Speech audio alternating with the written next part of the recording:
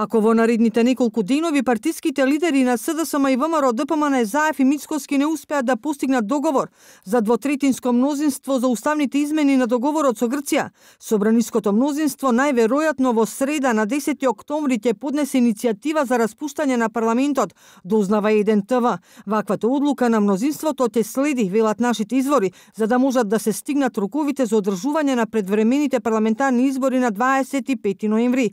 Во меѓувреме, во собранието течат консултации за обезбедување на мнозинството кое ќе ги поддржи уставните измени.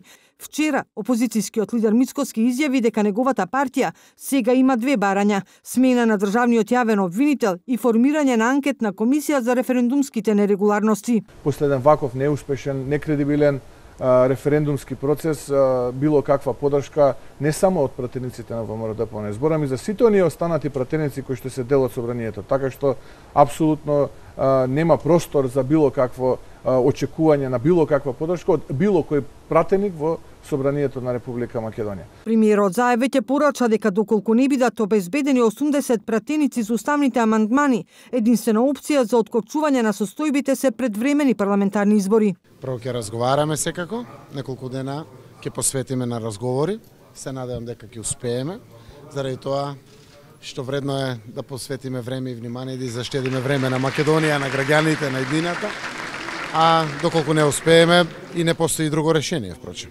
Процесите не може да останат замрзнати, не може да останат во место, мора да се движат напред, така да вредно е да посветиме максимално внимание. Собраниските математики се дека мнозинството може да обезбеди 70 пратеници. За да поминат уставните измени, потребни се уште 10.